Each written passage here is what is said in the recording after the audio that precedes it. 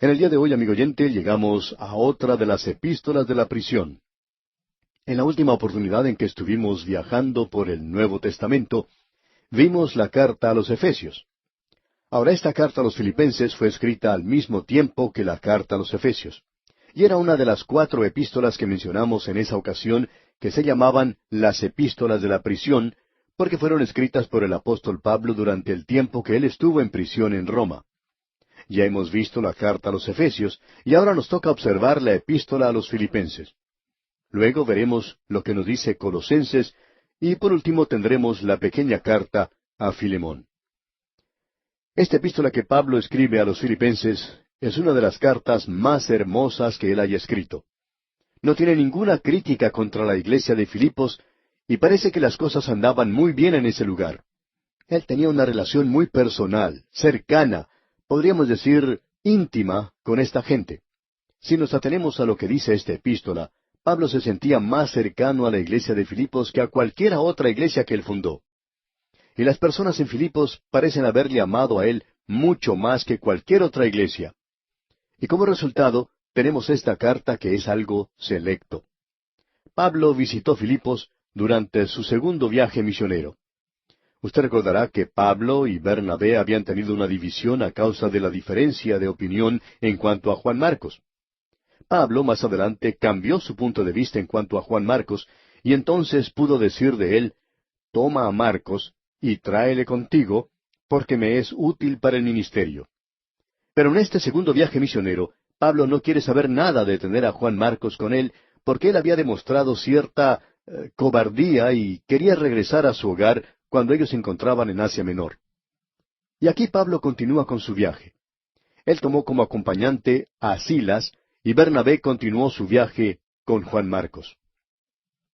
Luego Pablo fue a visitar a los Gálatas y a las iglesias que él había fundado durante su primer viaje misionero.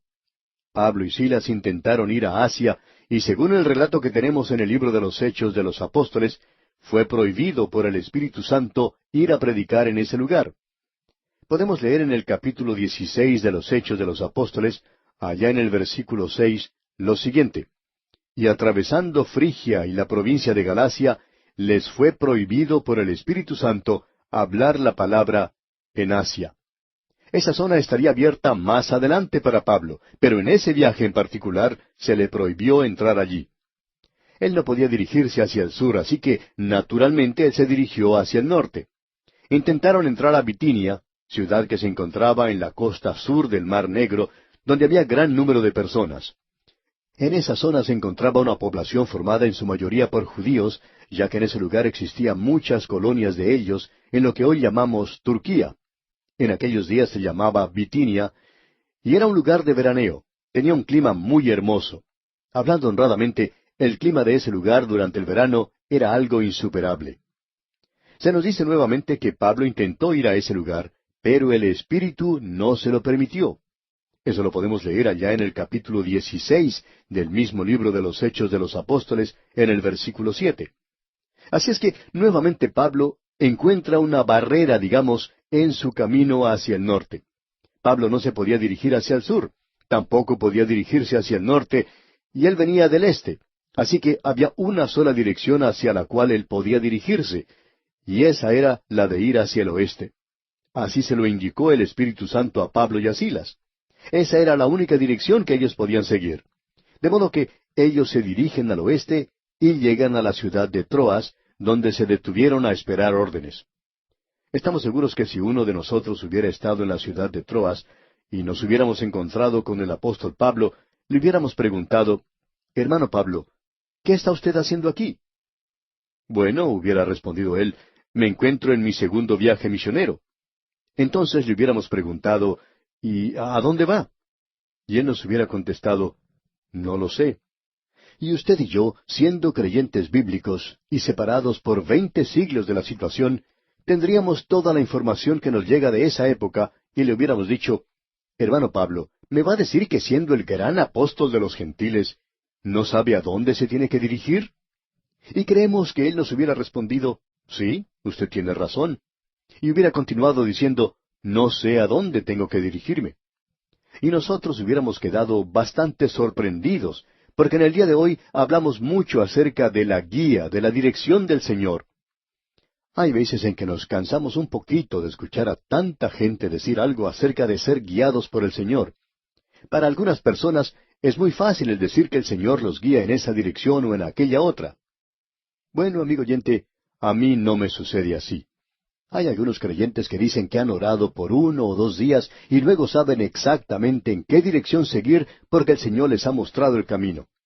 Amigo oyente, eso no deja de molestarnos un poco porque nunca hemos tenido una guía tan definida en esa manera. A mí, por ejemplo, siempre me gusta leer en las páginas de la Palabra de Dios y encontrar cómo en el libro de Ruth, por ejemplo, cuando ella salió de la ciudad de Belén esa mañana, no sabía a qué campo se iba a dirigir, pero finalmente se dirigió al campo exacto donde tenía que ir. El Espíritu le guió donde tenía que ir. El Espíritu de Dios le había guiado, pero ella no lo sabía al principio. Y Pablo aquí no sabía tampoco dónde ir, y nosotros podemos estar en esa posición muy a menudo. Pablo está esperando aquí recibir órdenes. Y luego Pablo tiene una visión de un varón de Macedonia. Este hombre estaba de pie y le rogaba diciendo, «Pasa a Macedonia y ayúdanos». Y eso era lo que hacía falta para que Pablo saliera de Asia Menor, que en ese entonces era el centro del Imperio Romano. En realidad, la cultura griega se había pasado a lo que hoy conocemos como Asia Menor, la Turquía moderna. Ese lugar se estaba convirtiendo entonces en el centro, el corazón mismo del Imperio Romano. Y según lo que podemos leer nosotros, Pablo no tenía ninguna idea de ir a Europa, pero él tuvo esa visión de este varón de Macedonia, en la cual éste le decía, «Pasa a Macedonia y ayúdanos». Pues bien, Pablo pasó a Macedonia. Pablo y Silas se dirigen entonces hacia Europa, y en primer lugar llegan a la ciudad de Filipos, y allí predican el Evangelio. Nosotros deberíamos darle gracias a Dios porque Él envió a Pablo a Europa en esa ocasión, ya que gracias a ello muchos de nosotros hemos llegado a conocer al Señor Jesucristo como nuestro Salvador personal. Algunos que no tienen pura sangre criolla, digamos, descienden de familias europeas, y a ellos se les predicó el Evangelio antes que a los residentes en América. Así es que, gracias al viaje de Pablo a Europa, algunos de nuestros antepasados llegaron a conocer el Evangelio, y es así como les llegó la palabra de Dios a ellos. Por tanto, estamos agradecidos por ese viaje que Pablo realizó a Europa. Llegó entonces Pablo a Filipos. Ese fue el punto de partida, pues allí comenzó su ministerio. Al llegar a Filipos, quizá él se desilusionó un poco, ya que él descubrió que ese varón de Macedonia en realidad era una mujer llamada Lidia, que había llegado a ese lugar procedente de Tiatira, y ella era vendedora de púrpura. Una mujer de negocios, y aparentemente ella estaba haciendo lo posible por abrir una sucursal en la ciudad de Filipos. Ella estaba en una reunión de oración que tenía lugar a orillas del río. No sabemos cuánto tuvo que ver esa reunión de oración con el viaje de Pablo, motivado por el Espíritu de Dios, pero estamos seguros que algo tuvo que ver. Esa mujer Lidia, pues, fue la primera persona convertida en Europa. Sabemos que después se convirtió el carcelero de Filipos, un hombre bastante brusco, rudo. Si no hubiera sido así, pues no hubiera tenido esa clase de trabajo. Y él y su familia fueron guiados a Cristo. Y hubo otros muchos que llegaron al conocimiento de la salvación por Cristo Jesús. Así es que esta iglesia ocupaba un lugar bastante especial en el corazón de Pablo. Esta gente lo seguía a él durante todos sus viajes misioneros. Estaban interesados en lo que él hacía. Ellos le amaban y Pablo les amaba a ellos también. A esta iglesia fue a la cual Pablo dijo, «Doy gracias a mi Dios siempre que me acuerdo de vosotros». Él no dijo eso a los creyentes de Corinto. Tampoco lo dijo a aquellos que estaban en Galacia, pero sí lo dijo a los creyentes que se encontraban aquí en Filipos. Él les está diciendo a ellos que cada vez que alguien le hace recordar de estos creyentes, él da gracias a Dios por ellos. Estas eran personas, pues, maravillosas, y Pablo les amaba en gran manera, y ellos también le amaban a él. Ahora, estos creyentes perdieron de vista a Pablo por algún tiempo, cuando él fue arrestado en Jerusalén, y por 2 años no sabían lo que le había ocurrido. Luego se enteraron que Pablo estaba en la cárcel en Roma. Ellos se sintieron muy conmovidos por esto. Estamos seguros que enseguida organizaron una reunión de oración y recibieron una ofrenda para enviarla al apóstol Pablo.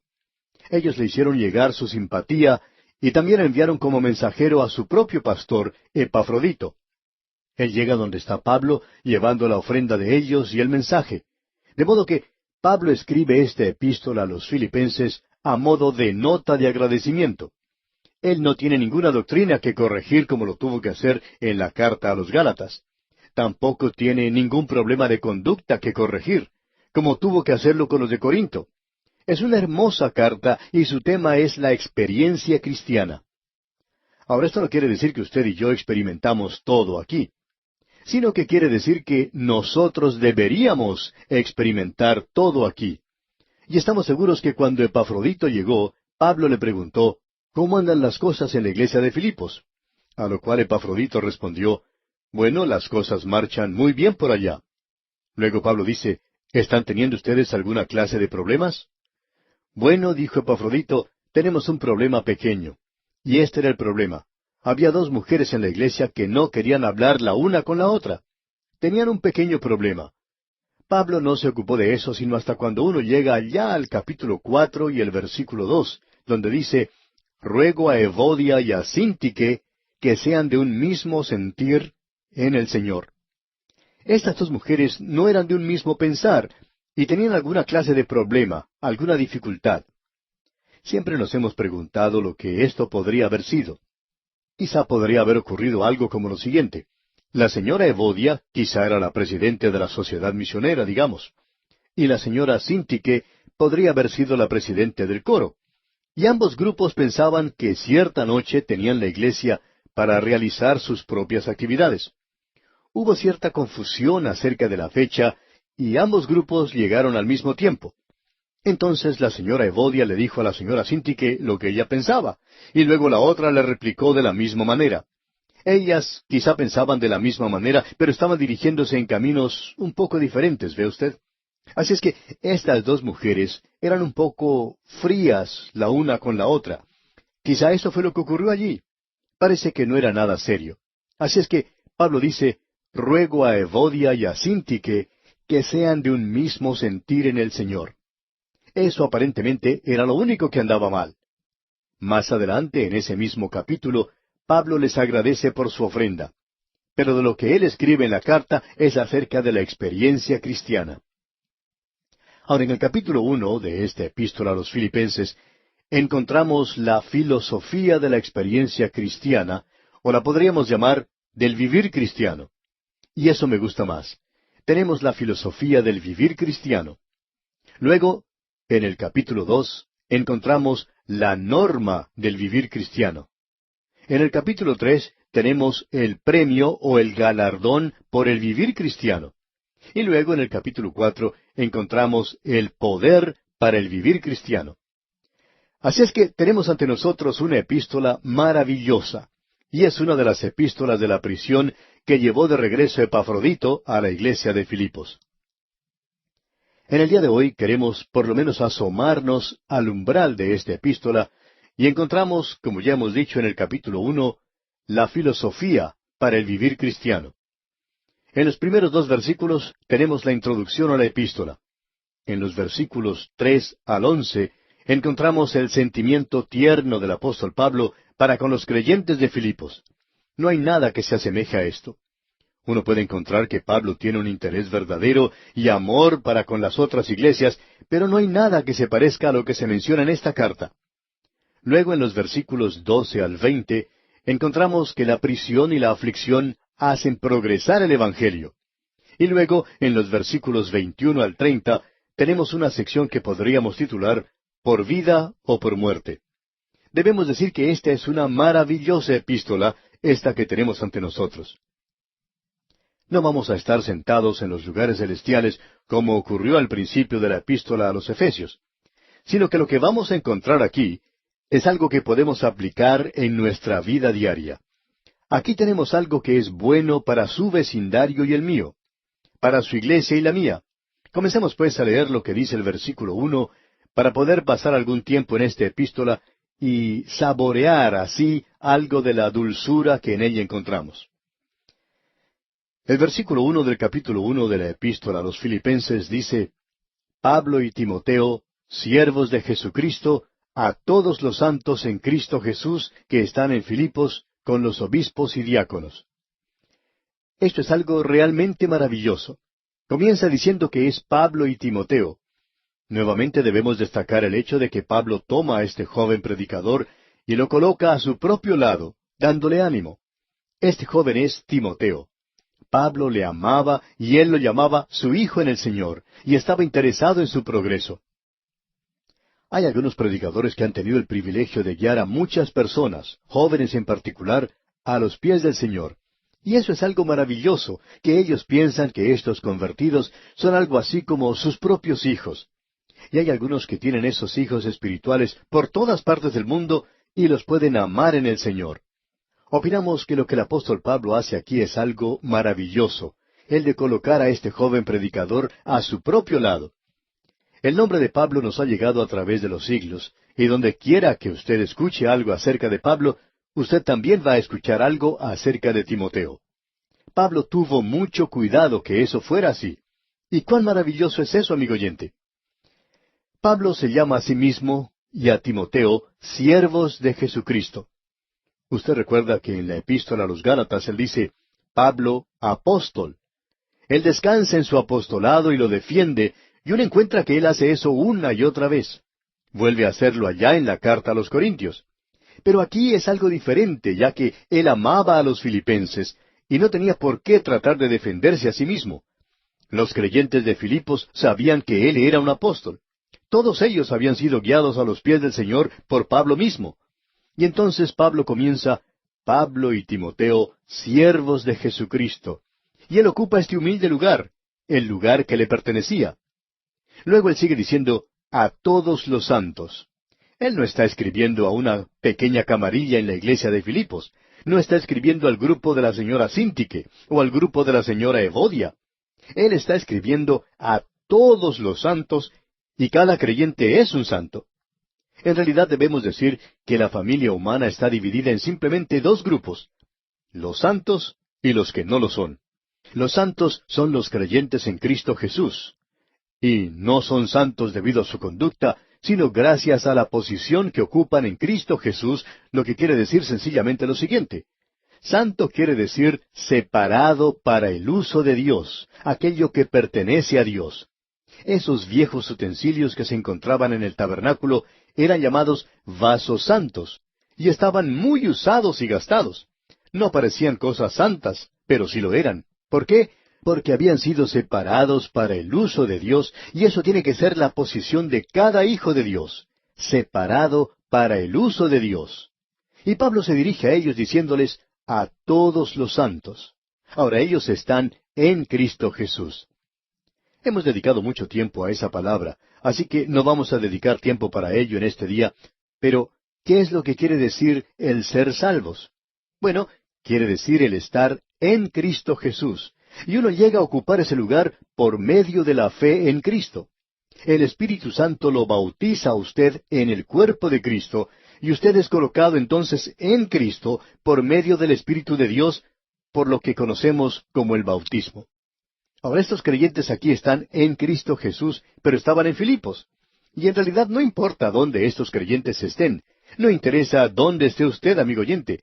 Puede que usted esté en Bogotá, Colombia, en Caracas, Venezuela, en La Paz, Bolivia, en Quito, Ecuador, allá en Santiago de Chile o en la Patagonia. No importa dónde esté en cualquier ciudad. Lo importante, amigo oyente, es si usted está en Cristo Jesús. Esto es lo que tiene importancia aquí. Luego Pablo dice, con los obispos y diáconos. Es interesante ver que esta palabra obispo se refiere a la tarea que esos hombres realizaban. Esa es la palabra pastor. Y el término ancianos se refiere a la persona, al individuo. Estos deberían ser hombres maduros. O sea que son la misma cosa. Uno de los términos se refiere a la tarea, al oficio, y el otro se refiere a la persona.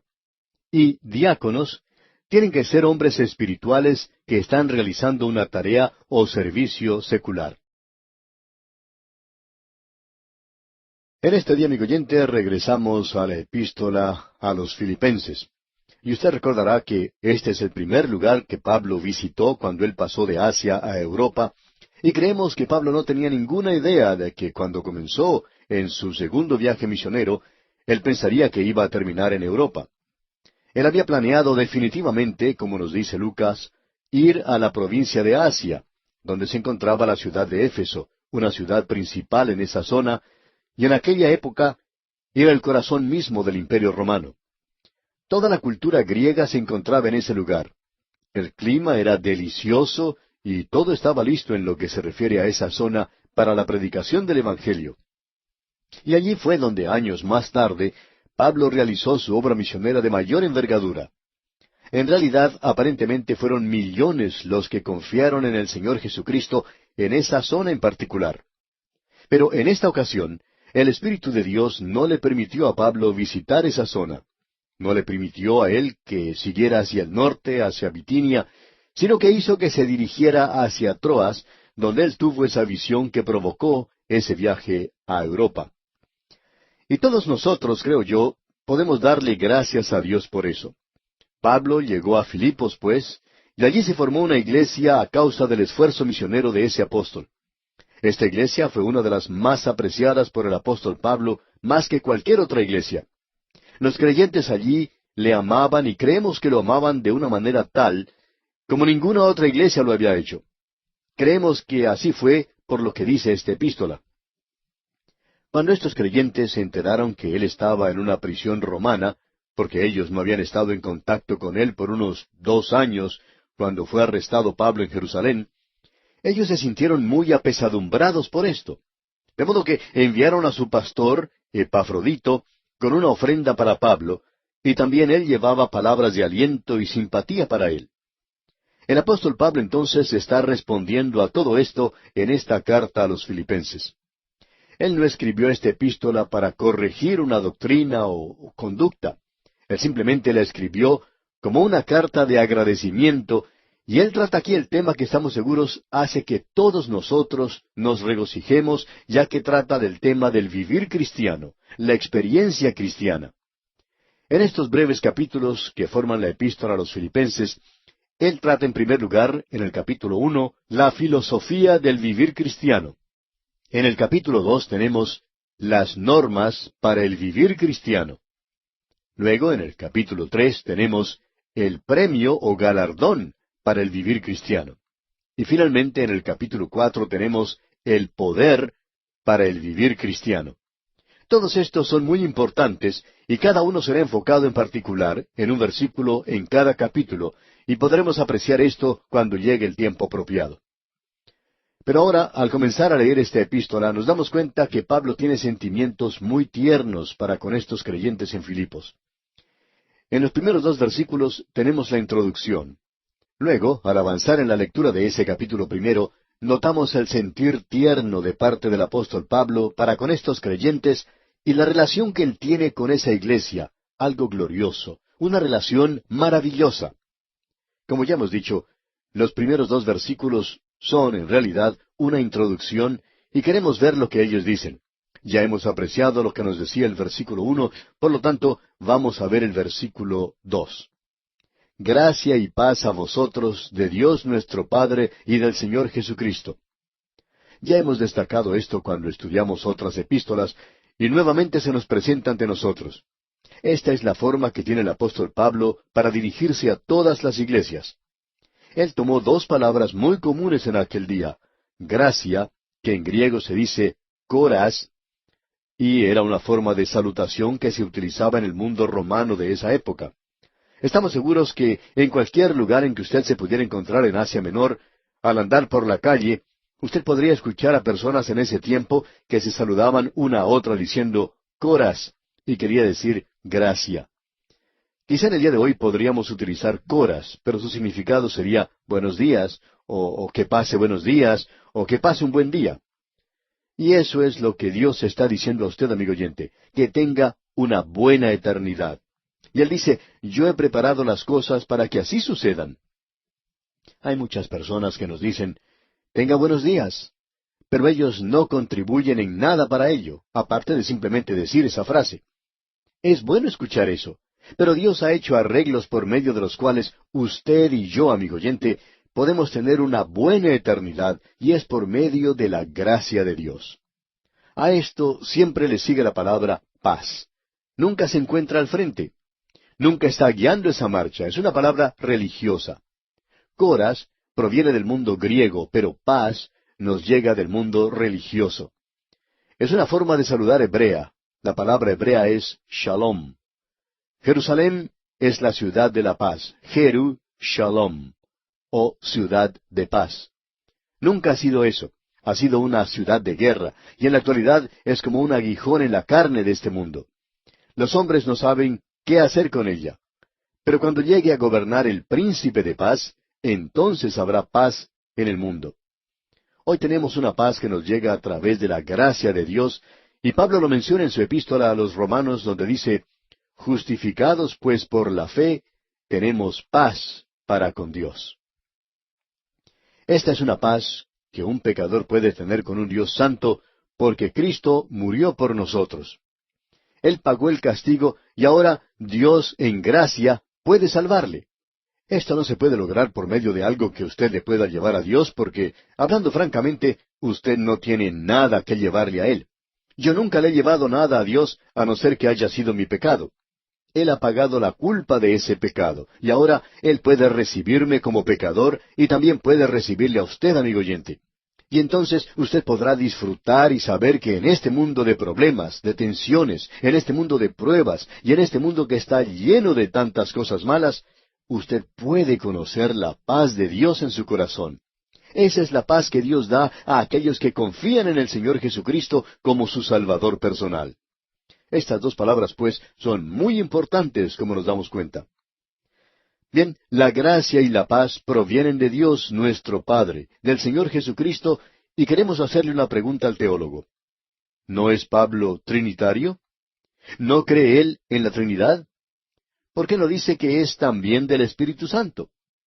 Bueno, porque el Espíritu Santo ya estaba en Filipos morando en los creyentes. Por tanto, vemos que Pablo es muy exacto en lo que dice. Ahora, leer en el versículo 3, notamos que entramos en una sección maravillosa donde Pablo revela su sentir tierno por los creyentes de Filipos. Esta sección comprende los versículos 3 al 11. Notemos lo que dice el versículo 3. Doy gracias a mi Dios siempre que me acuerdo de vosotros. Es hermoso poder tener una iglesia así y sentir de la forma en que siente el apóstol acerca de los creyentes. Cada vez que una persona menciona a Filipo, Pablo le da gracias a Dios por los creyentes de ese lugar. Esto es realmente maravilloso. Leamos otra vez el versículo 3. Doy gracias a mi Dios siempre que me acuerdo de vosotros. Esto es algo muy difícil de definir. De vez en cuando recibimos alguna carta de una organización que quiere que hagamos algo por ellos. Ellos escriben pidiendo algo, y es algo perfectamente normal. Pero muchos de ellos comienzan su carta diciendo, doy gracias a mi Dios siempre que me acuerdo de vosotros. Bueno, no estamos seguros que ellos sientan realmente eso acerca de nosotros, porque de una forma ellos están preparándose para pedirnos algo. Pero es hermoso ser esa clase de persona. El estar en una iglesia donde uno pueda decir que cada vez que piensa de esa iglesia, uno le da gracias a Dios por ella. Creemos que esto es algo realmente maravilloso.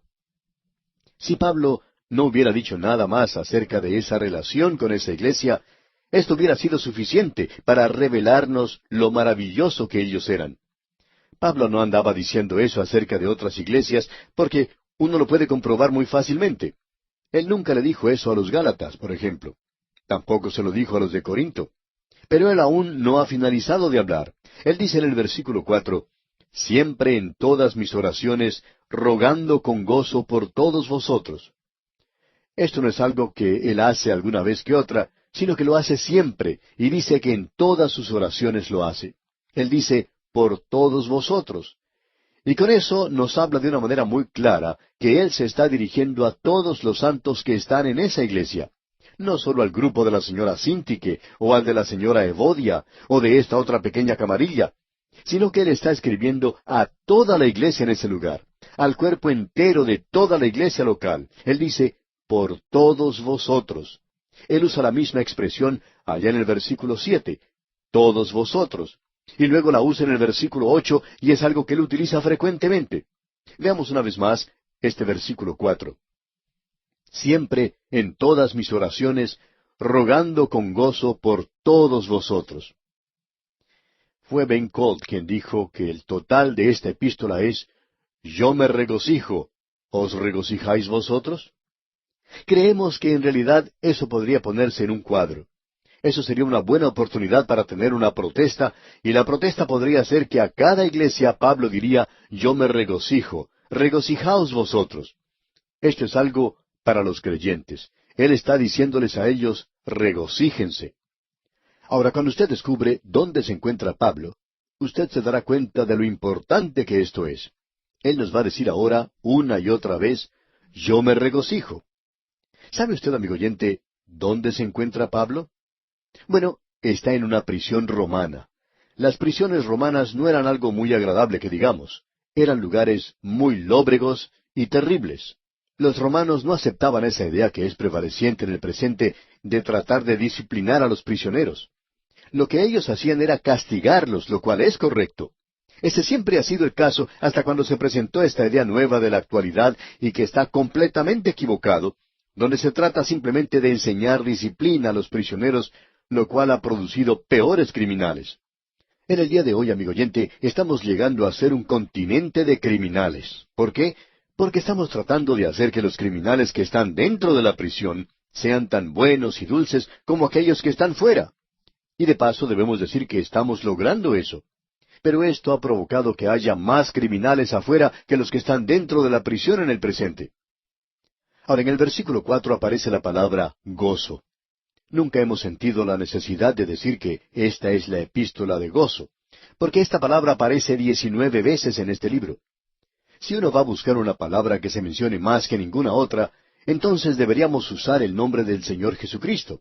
Su nombre aparece más de 40 veces en esta epístola, y Él es el centro mismo de esta carta. Él es quien es la fuente misma de gozo, y por tanto el énfasis debería ponerse sobre Él y no sobre el gozo.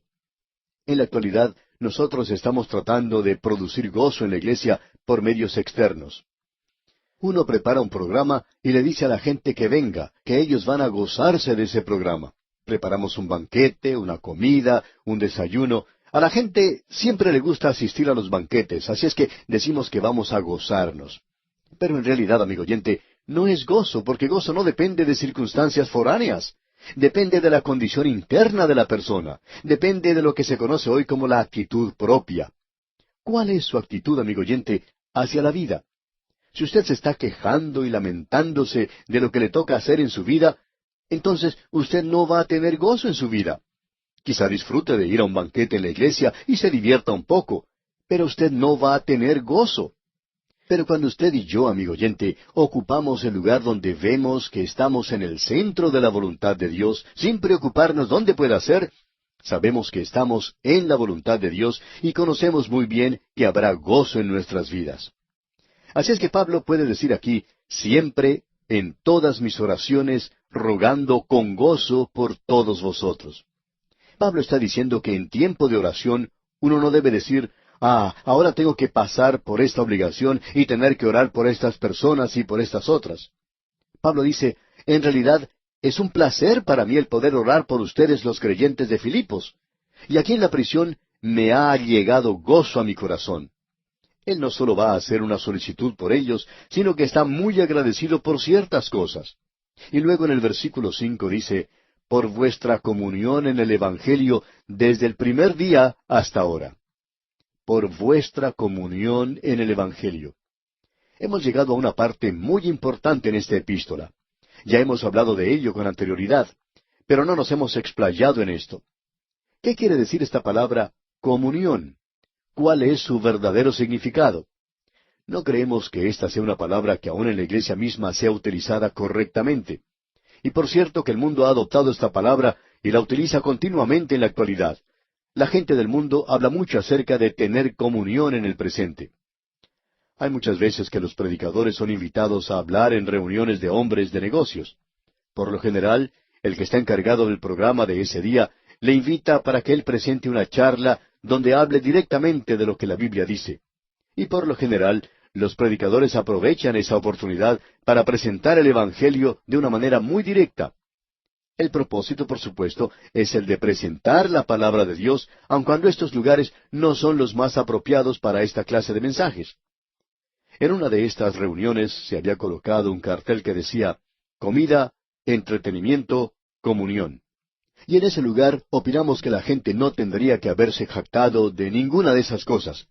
La comida era algo que se puede describir como pollo embalsamado con guisantes tan grandes como duraznos. Y de los chistes ni hablar.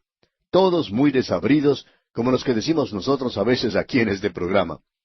Ahora, la comunión era la de dar palmaditas en la espalda de alguno y decirle, hola, ¿qué tal? ¿Cómo andan los negocios? Pero amigo oyente, eso no es comunión. En realidad, la palabra griega que describe comunión es koinonía. Y quiere decir compartir las cosas de Cristo. Ese es su significado. Hay tres elementos que tienen que entrar aquí. La comunicación espiritual es uno de ellos. En segundo lugar, tiene que haber una cooperación idónea. Y en tercer lugar, tiene que haber una comunión dulce. Estas son las tres cosas, los tres elementos que entran en esto de la comunión. Primero, comunicación espiritual, esto es, el compartir las cosas de Cristo. Segundo, cooperación idónea, es decir, el trabajar juntos por Cristo. Es por eso que cuando el apóstol Pablo utilizaba la palabra comunión, él podía haber estado hablando acerca de la lectura bíblica o un estudio bíblico. Él podía haber estado hablando acerca de la oración. Podía haber estado hablando acerca de la celebración de la Cena del Señor. O en realidad podía haber estado hablando acerca de recoger una ofrenda.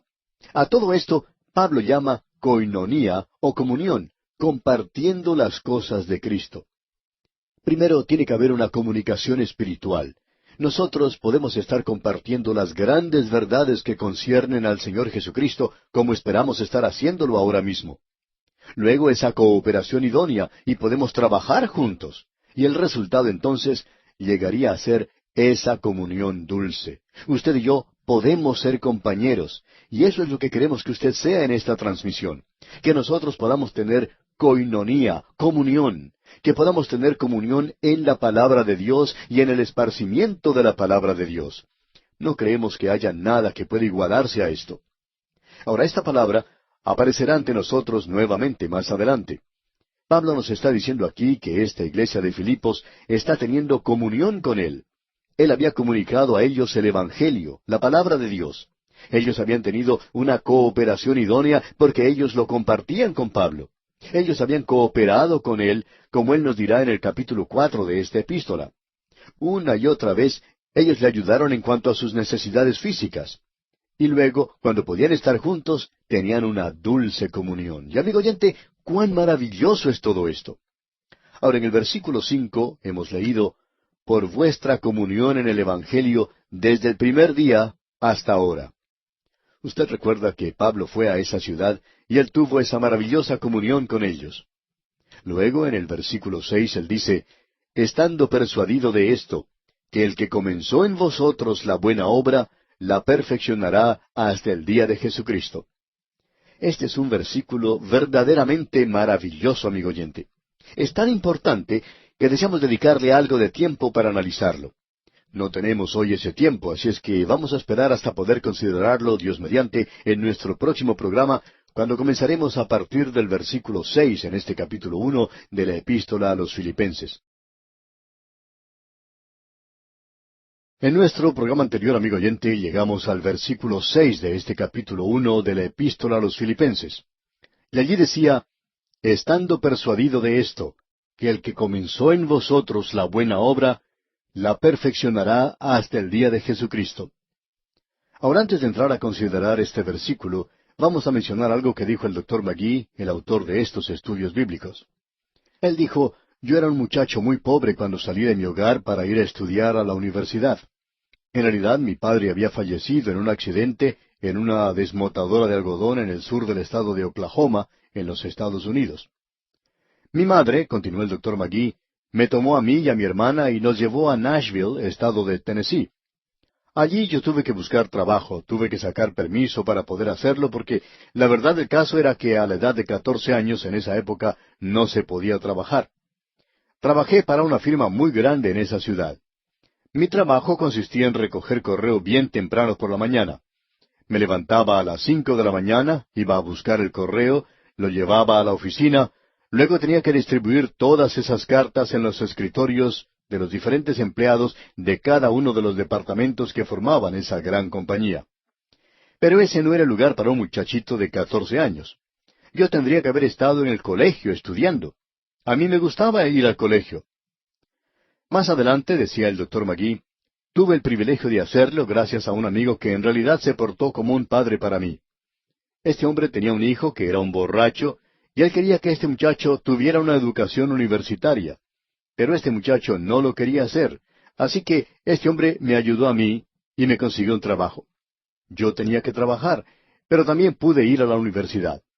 Pero cada año que pasaba yo pensaba que iba a ser mi último año. Nunca pensaba que Dios podía darme ayuda hasta completar mis estudios. Tenía muy poca fe. Y cuando llegué a mi último año de universidad, llegó la depresión en mi país.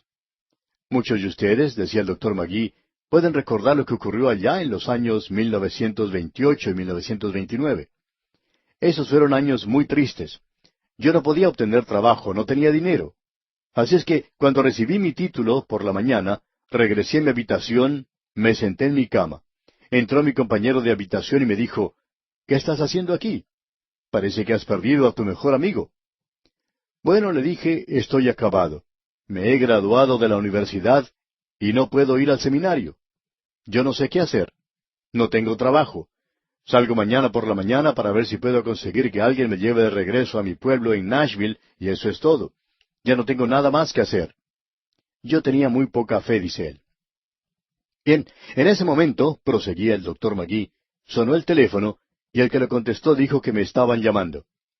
Así es que fui al teléfono, y una ancianita estaba llamándome, y me quería preguntar si yo podía pasar a visitarla a ella y a su hermana esa tarde. Ambas eran viudas. Ellas tenían una gran finca en el estado de Mississippi. En realidad, eran personas ricas. Entonces me preguntó si yo podía pasar a visitarlas. Nunca imaginé, continuó el doctor Magee, lo que ella quería hacer, porque ya me había regalado una corbata para la ceremonia de graduación, y yo pensaba que eso era todo. De todas maneras, fui a visitarlas por la tarde. Llegué a la casa y encontré una empleada en la puerta quien me hizo pasar. Entré a la casa y me senté en la sala de estar, en la sala de espera, y momentos después entraban esas señoras que estaban vestidas muy a la antigua. Eran unas señoras muy buenas y realmente bastante ricas. Conversamos un poquito por unos 2 o 3 minutos y en realidad lo único de lo que hablamos era del clima. Me preguntaron acerca de la ceremonia de la mañana y me felicitaron por haber finalizado mis estudios. Finalmente, decía el doctor Magee, una de ellas dijo, bueno, sabemos que quieres viajar mañana. Así es que una de ellas se levantó y se acercó donde yo estaba, y con lágrimas en sus ojos me entregó un sobre y dijo, te estoy dando esto en memoria de mi esposo para que puedas continuar con tus estudios en la universidad. Luego fue y se sentó en su lugar. Y la otra hermana se levantó y se acercó también a mí, y me dio otro sobre, y dijo, te estoy dando esto en memoria de mi esposo. Después de eso, conversamos un poquito más, les di las gracias, y me dijeron, bueno, sabemos que te quieres ir. Y entonces salí de ese lugar tan pronto como pude, y al doblar la esquina me detuve para ver qué había en cada uno de esos sobres. Y quería hacerlo, por supuesto, sin que nadie me viera. Había en el primero un cheque por $250. Luego abrí el segundo y había otro cheque más por otros $250. Ahora, yo no sé lo que ustedes piensan, decía el doctor Magee, acerca de lo que $500 significaban durante esa época de la depresión. Pero yo me sentía como un millonario, y eso era lo que yo era en realidad. Y luego, cuando le conté a mi compañero de habitación, él me dijo, bueno, ahora creo que te puedes comprar el boleto para viajar en ómnibus. A lo cual le contesté, tú estás loco. Yo voy a ir de la misma manera en que pensaba hacerlo, porque quiero llegar a Nashville con $500 en mi bolsillo. Y amigo, a esta suma se agregaron $100 más de otras personas. Yo enseñaba en la escuela dominical y esos alumnos tuvieron para mí un banquete esa noche y un banquete de despedida, y me entregaron un cheque por $100. O sea que tenía $600. Y con ese dinero, contaba el doctor Magee, pude pagar los gastos del seminario del año siguiente. Y esa noche del banquete alguien me señaló este versículo aquí en Filipenses, capítulo 1, versículo 6.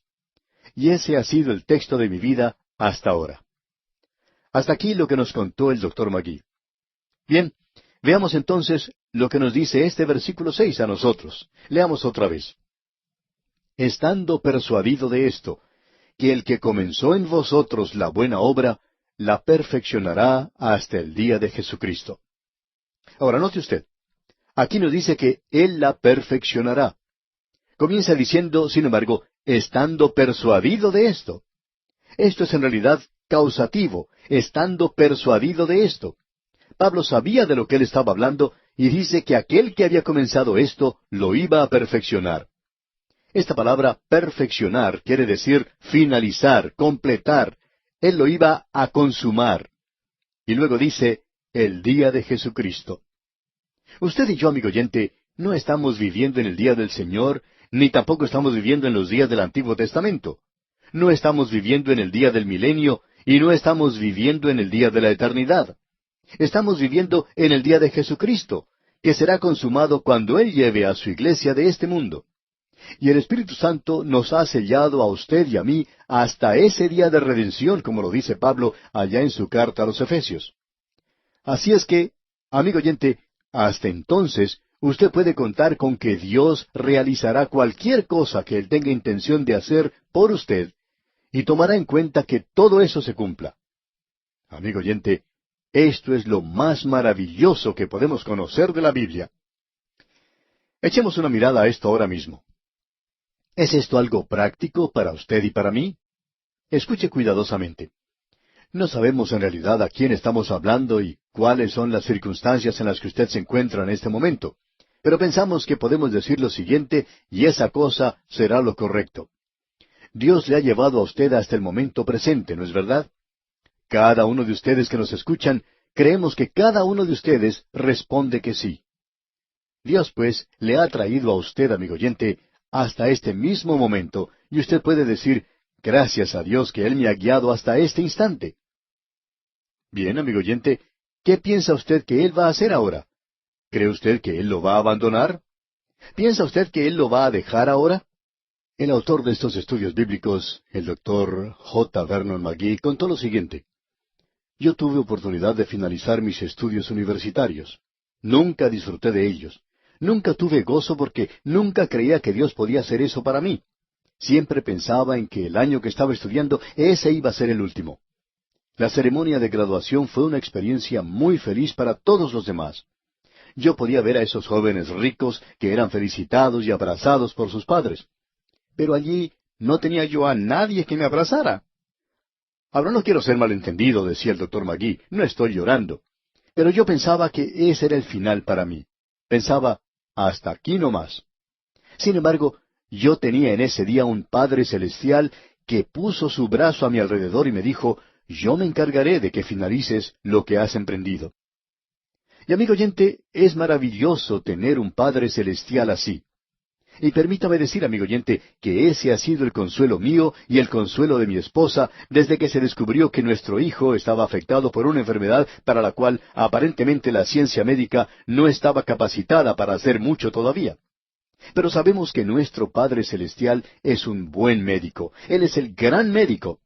Él dijo, cualquier cosa que tenga preparada para ti, yo voy a cuidar que se lleve a efecto hasta el día del rapto, hasta que yo llegue a estar en sus manos. Amigo oyente, con esa clase de antecedente, el poder descansar en el día de hoy, ¿no hace que se sienta feliz? Nosotros deberíamos tener el gozo del Señor en nuestros corazones en el día de hoy. Y este versículo que estamos considerando aquí destaca esto. Continuando adelante ahora en nuestro estudio, en el versículo 7 leemos, Como me es justo sentir esto de todos vosotros, por cuanto os tengo en el corazón, y en mis prisiones y en la defensa y confirmación del Evangelio, todos vosotros sois participantes conmigo de la gracia. Como me es justo sentir. Y luego dice, por cuanto os tengo en el corazón. ¿No es ese un lugar maravilloso donde poder llevar a nuestros amigos cristianos, amigo oyente? Veamos otra vez todo este versículo 7. Como me es justo sentir esto de todos vosotros, por cuanto os tengo en el corazón, y en mis prisiones y en la defensa y confirmación del Evangelio, todos vosotros sois participantes conmigo de la gracia. Y nuevamente tenemos aquí esa palabra koinonía. Esto quiere decir que ellos estaban envueltos, ligados. Usted recuerda lo que dijo la hermosa mujer Abigail. La vida de mi Señor será ligada en el haz de los que viven delante de Jehová tu Dios. Bueno, eso es lo que Pablo está diciendo aquí. En lo que se refiere a trabajar juntos en el Evangelio, usted y yo estamos ligados juntos en esta gran empresa, amigo oyente. Todos vosotros sois participantes conmigo de la gracia. Esa gracia que me salvó y me permitió continuar presentando la palabra de Dios. Es la misma gracia que ha permitido a otros que nos ayuden en el esparcimiento de este mensaje de la palabra de Dios. Y no lo podemos realizar sin la ayuda de muchas personas. Es maravilloso, amigo oyente, el poder estar ligados, unidos de esta manera. Y usted puede darse cuenta ahora de lo que podemos decir cuando mencionamos aquí ese sentimiento tierno que tenía el apóstol Pablo para con la iglesia en Filipos. Y él estaba más cerca de ellos que de cualquier otro grupo. Es maravilloso el poder tener amigos cristianos como estos que están compartiendo con uno estos esfuerzos en esta gran empresa. Existe una cooperación práctica, aparte de la comunicación espiritual, y esto siempre da como resultado una dulce comunión. ¡Cuán maravilloso es esto, amigo oyente! Ahora, en el versículo 8 de este capítulo 1 de la Epístola a los Filipenses que estamos considerando, leemos: «Porque Dios me es testigo de cómo os amo a todos vosotros con el entrañable amor de Jesucristo». Esta palabra entrañable es algo que viene de muy adentro de uno. Hay personas que no quieren escuchar decir cosas como estas porque se avergüenzan. Por ejemplo, no le podemos decir a una muchacha que la queremos con todas nuestras entrañas. Eso no nos suena muy lindo que digamos. Sin embargo, en este versículo 8 de este capítulo 1 de Filipenses se usa esta palabra entrañable. Y lo que aquí se quiere decir es que es un sentimiento tierno. Es algo que podríamos identificar en nuestro futuro con el corazón. Podemos decir que queremos con todo el corazón y eso no nos suena mal. Bueno, aquí esto quiere decir el tener un sentimiento tierno del Señor Jesucristo. Es algo bastante precioso, como podemos apreciar. Cierto psicólogo dijo en una ocasión que la persona común piensa que todo lo que hace es resultado de su pensamiento, que es una persona muy inteligente. Y en realidad dice que lo que ocurre en el cerebro es muy poco. Lo que esto es en realidad, y estamos hablando del cerebro ahora, es como una central telefónica. Cierta señal llega al cerebro a través del sistema nervioso, por este medio se envía un mensaje al cerebro. Por ejemplo, usted toca algo que está demasiado caliente. Inmediatamente sale un mensaje hacia el cerebro que dice: «Cuidado, quita tu dedo de ese lugar porque se va a quemar». Inmediatamente se envía un mensaje motor por otra conexión diferente y le dice a este dedo: «Es mejor que salgas de allí porque te vas a quemar». Y entonces uno lo quita tan rápido como puede. Ahora aquí alguien quizá diga: «Bueno, eso se hace sin pensar». Bueno, en realidad eso es cierto. Sin embargo, se llevó a cabo la conexión en el cerebro. Muchas personas conducen sus automóviles de esa manera. Manejan aparentemente sin pensar, y creemos que uno puede notar eso muy fácilmente en el presente. Este hombre era quien decía que eso era lo que tenía lugar en el cerebro, este psicólogo al cual nos referíamos. Pero continuaba diciendo que cuando uno es joven, cuando por primera vez ve a esa muchacha que llegará a ser su esposa, ¿recuerda lo que usted sentía en ese momento, amigo oyente? ¿Dónde sentía usted esa emoción? ¿En su cerebro? No, eso tiene lugar dentro de usted, y entonces este psicólogo señala hacia el estómago. Allí es donde uno siente las motivaciones. Si usted se encuentra en un edificio que se está quemando y alguien dice «fuego», lo que ocurre en los momentos siguientes no tiene lugar de suceder sino en unas glándulas que comienzan a trabajar rápidamente. Una le dice a la otra: «Mejor que nos pongamos en camino». Y antes de pensarlo, usted ha abandonado ese edificio. Ahora, ¿qué fue lo que sucedió? Bueno, usted fue motivado en sus entrañas. Este hombre decía que allí es donde uno vive y se mueve y tiene su ser. Así es que lo que tenemos ante nosotros aquí en este versículo es algo maravilloso. Esto nos habla de un sentir tierno, de algo realmente maravilloso. Y el apóstol Pablo está diciendo aquí: «Deseo estar con ustedes». No porque ustedes me han dado algo, no es algo que se ha pensado, no es algo mental. Eso es algo que tiene que ver con sus emociones. Y él dice, porque Dios me es testigo de cómo os amo a todos vosotros. Esa es una expresión maravillosa, amigo oyente. Luego en el versículo 9 dice, y esto pido en oración, que vuestro amor abunde aún más y más en ciencia y en todo conocimiento. Podemos ciertamente citar aquí el versículo que dice que debemos amar a nuestros enemigos. Amigo oyente, yo tengo problemas amando a mis amigos. Algunos de ellos no son fáciles de amar, pero son amigos maravillosos. Y nosotros tenemos que amar a los creyentes, y algunos de los creyentes, bueno, son un poco difíciles de amar. Pero debemos decirle, amigo oyente, que ellos son aquellos a los cuales debemos amar. Y el apóstol Pablo nos dice aquí que vuestro amor abunde aún más y más en ciencia y en todo conocimiento. Uno tiene que estar seguro de la persona a la cual ama. Tenemos que ir ante el Señor en oración y pedirle que nos ayude para saber cómo tenemos que reaccionar con ciertas personas. Uno se encuentra con personas desconocidas cada día y no sabe cómo tratarlos. Hay algunos a los cuales uno puede ayudar, poner el brazo en sus espaldas y tratar de ayudarles. Pero hay algunas personas que si uno pone el brazo sobre las espaldas, ellos le pueden clavar un cuchillo en la espalda de uno.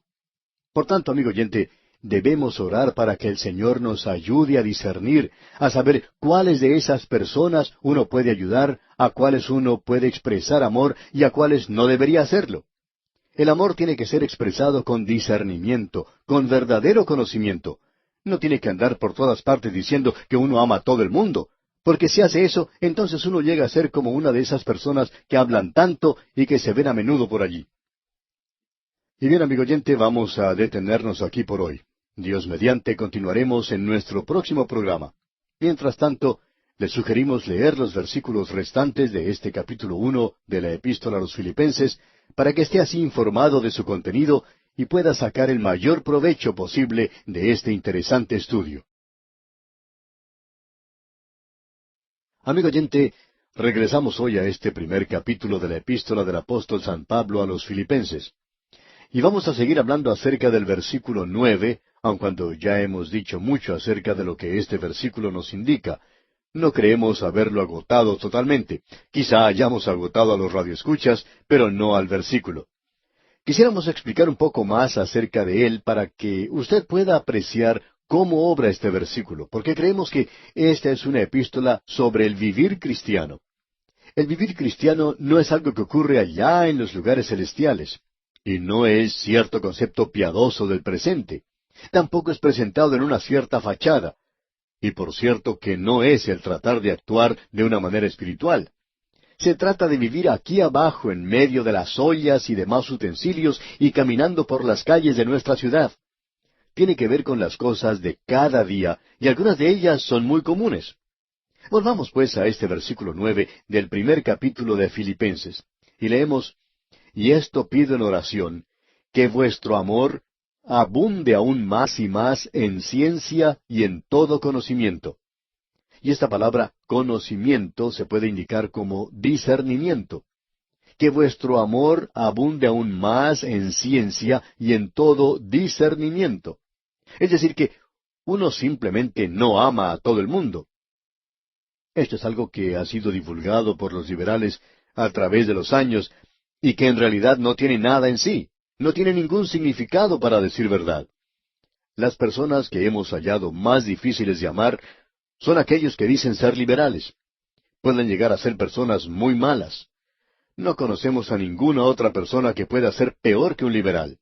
Por supuesto que no podemos dejar de lado a los fundamentalistas, porque ellos también pueden ser así. El amor es algo que tiene que ser expresado, según nos dice el apóstol Pablo aquí, con conocimiento y discernimiento. Uno tiene que tener cuidado a quién ama.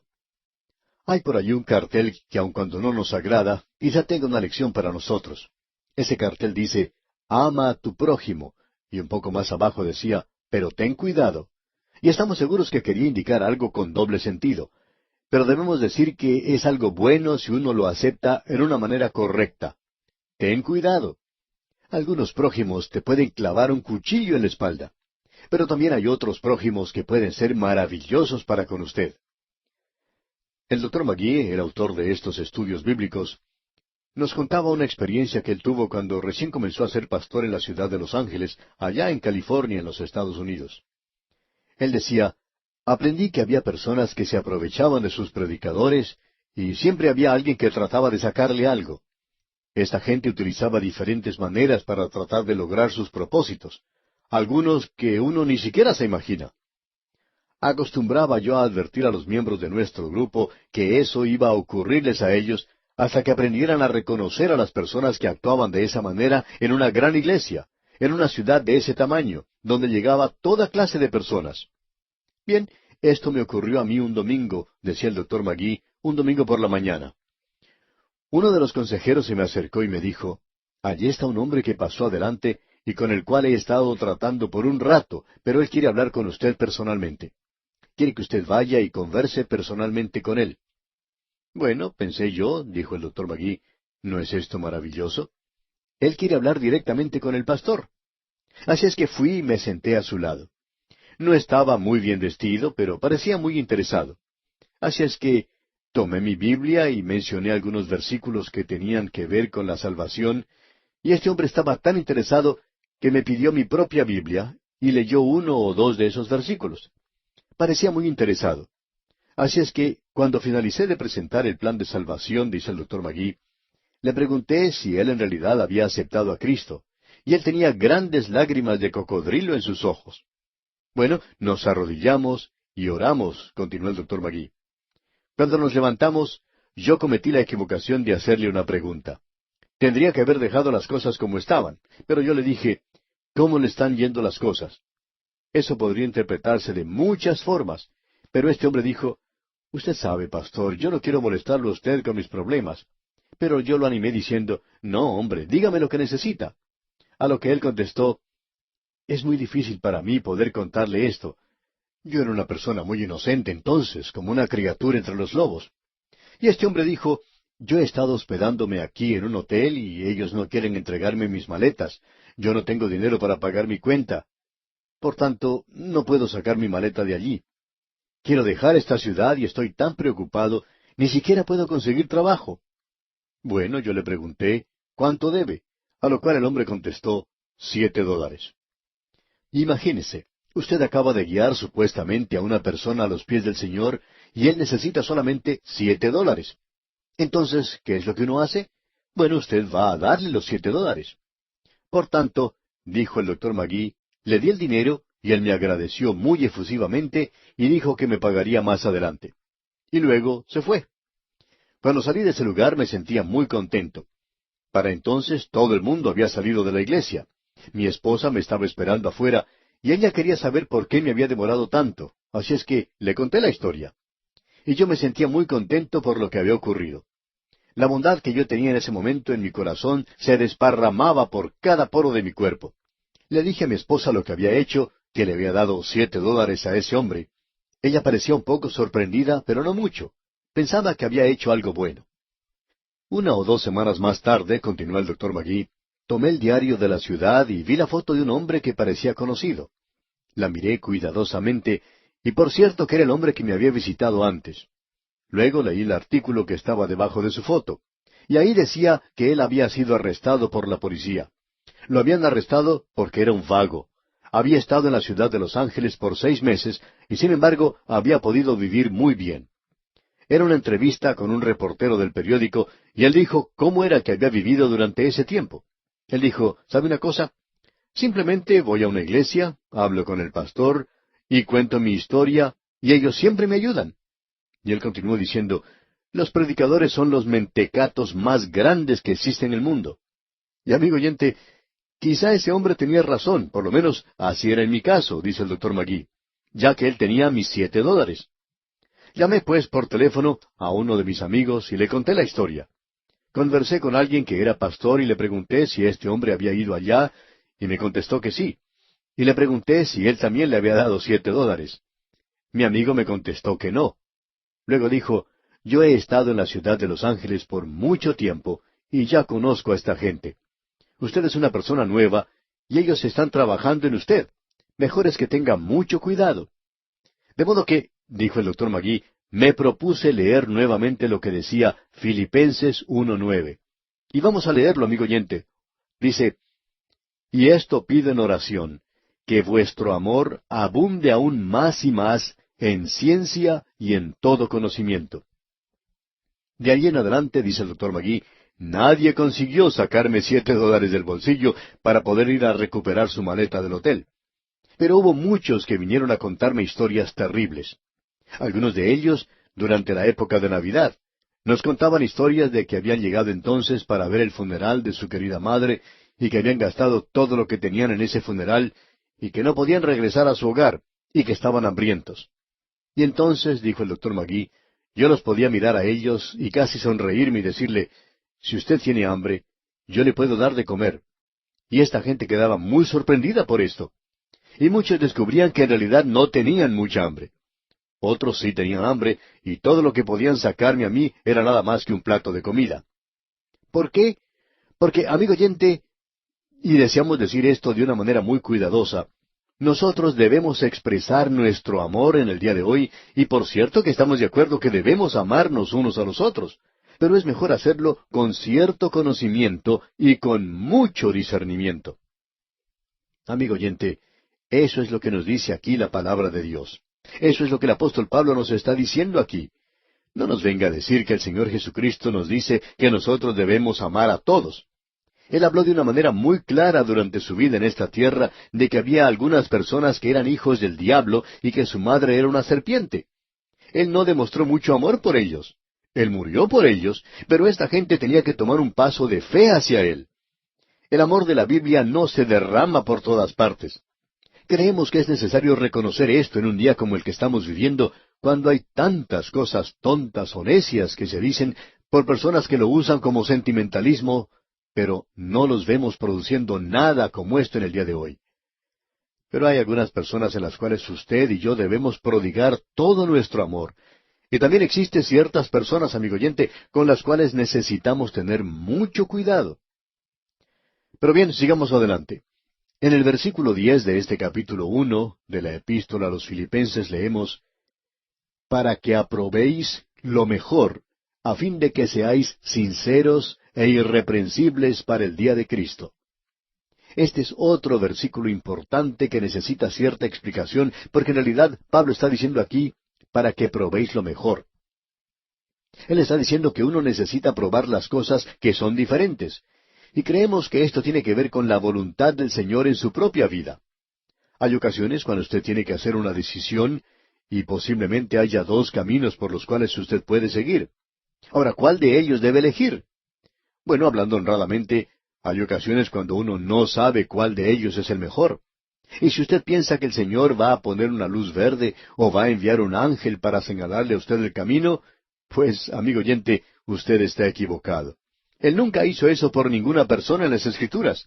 Él espera que usted use un poquito de conocimiento, de habilidad, y por tanto necesitamos probar las cosas que son diferentes. Cierto hombre contaba en una ocasión que existía dos caminos que él podía tomar, y creemos que se estaba refiriendo a sus propios negocios, y que él se decidió por uno de ellos y que no dio resultado. Aun cuando él dijo, yo había orado acerca de esto. Cuando vi que eso no dio resultado, regresé al cruce de esos caminos, y lo interesante era que en esa ocasión estaba seguro que conocía cuál era la voluntad del Señor para mí. El otro camino no había dado resultado, y tenía solo uno que podía seguir ahora. Y así lo hice, y me dio el resultado apetecido. Amigo oyente, Dios nos está diciendo que debemos probar las cosas que son diferentes. Hay algunos que piensan que el Señor les va a señalar con una luz verde como un semáforo el camino correcto cuando nos encontramos en una encrucijada. Y opinamos que eso es una gran equivocación. Luego nos sigue diciendo en este versículo, a fin de que seáis sinceros.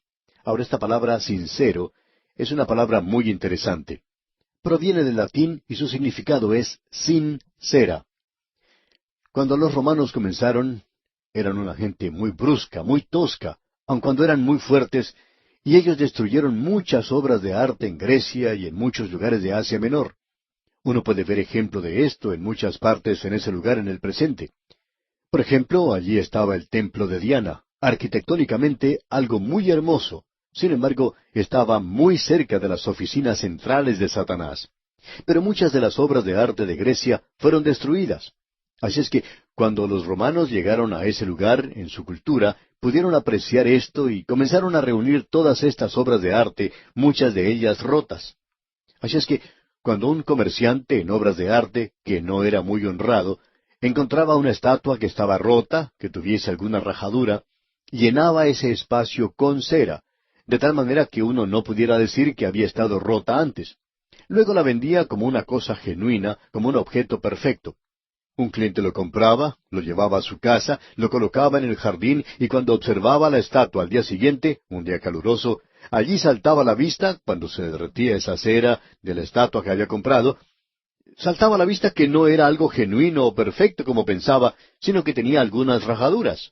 Entonces los comerciantes en obras de arte, que eran honestos, honrados, comenzaron a colocar en el material sincerus, es decir, sin cera, o sincero, genuino, que a esa estatua no se le había colocado cera en alguna parte y que ellos garantizaban eso.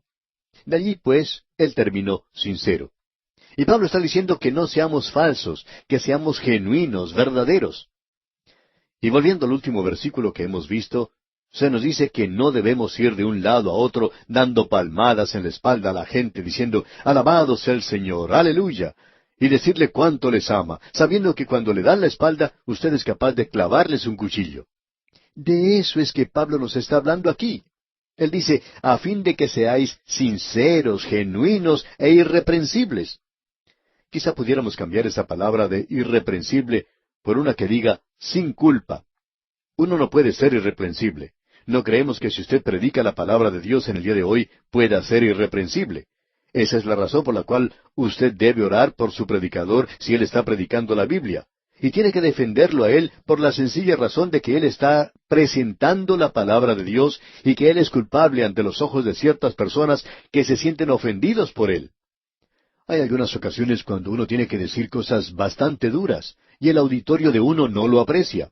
Así es que debemos decir que oremos por nuestros predicadores y defendámoslos si están predicando la palabra de Dios. No lo puede hacer sin ofender a ciertas personas y ser irreprensible. Uno tiene que estar seguro de que uno no es culpable de lo que ciertas personas lo acusan. En cierta ocasión se le preguntó a un pastor, ¿le gusta ser pastor en una ciudad tan grande? A lo cual ese pastor contestó, bueno, yo lo estoy disfrutando mucho. Es una oportunidad maravillosa y mucha gente viene a escuchar la palabra de Dios. Pero me doy cuenta que no puedo defenderme a mí mismo. Escucho ciertas cosas acerca de mí que son terribles. Y alguien le dijo a este pastor, eso está bien. Tenga cuidado simplemente de que nada de lo que se dice acerca de usted sea cierto. Sea en esa forma irreprensible. Ahora, el día de Cristo, que se menciona aquí en el versículo 10, hace referencia a su venida para llevar a su iglesia. Ya hemos visto esto antes. Esta es la segunda vez. Aquí se habla del rapto de la iglesia. El Hijo de Dios tiene que andar consciente de esto todo el tiempo. Luego en el versículo 11 leemos, llenos de frutos de justicia que son por medio de Jesucristo para gloria y alabanza de Dios. Note usted, llenos de frutos de justicia, los cuales son, por supuesto, los frutos del Espíritu Santo. Es el Espíritu Santo el que produce frutos en la vida del creyente, lo que es amor, gozo, paz, benignidad y todos los demás. Ahora en el versículo 12 dice, quiero que sepáis, hermanos, que las cosas que me han sucedido han redundado más bien para el progreso del Evangelio. El apóstol Pablo les está hablando aquí con mucha fuerza y convicción. Él lo dice en el versículo 2, escuche usted otra vez. Quiero que sepáis, hermanos, que las cosas que me han sucedido han redundado más bien para el progreso del Evangelio. Usted recordará que cuando el apóstol Pablo fue arrestado y la iglesia en Filipo se enteró de eso, ellos le enviaron un mensaje de simpatía y creemos que podría haber dicho algo así. Pobre hermano Pablo, cuánto sentimos lo que le ha sucedido a usted. Y podrían haber seguido de esta manera. Esos grandes viajes que usted estaba realizando a través del Imperio Romano son ahora restringidos y ahora se encuentra en la prisión y el Evangelio no puede ser esparcido. Y entonces Pablo contesta, miren, quiero que ustedes sepan que el Evangelio sí está siendo esparcido y que lo que me ha ocurrido a mí no ha restringido para nada el Evangelio, sino que más bien ha redundado para el progreso del Evangelio. Y luego él aclara lo que quiere decir con esto. Y aquí presenta dos razones de lo que ocurrió para el progreso del Evangelio. Él dice en el versículo 13, de tal manera que mis prisiones se han hecho patentes en Cristo en todo el pretorio y a todos los demás. Esto hace referencia a la corte de César mismo. Literalmente quiere decir los patricios romanos. Estos eran aquellos que cuidaban al apóstol. En el libro de los Hechos de los Apóstoles, capítulo 28, versículo 16, se nos dice, cuando llegamos a Roma, el centurión entregó los presos al prefecto militar, pero a Pablo se le permitió vivir aparte con un soldado que le custodiase. Pablo estaba encadenado a un miembro de la guardia del pretorio. Estos eran patricios. En realidad eran miembros de la casa de César. Esto es lo que sucedió. Cuando Pablo fue convertido, el Señor Jesucristo dijo que él iba a aparecer ante reyes, los grandes de la tierra. Bueno, hasta este momento él no había aparecido ante ninguna persona de esta clase. Simplemente él había hablado a la gente común, ordinaria, los ciudadanos del Imperio Romano. Pero ahora él tiene un miembro de la realeza encadenado a él.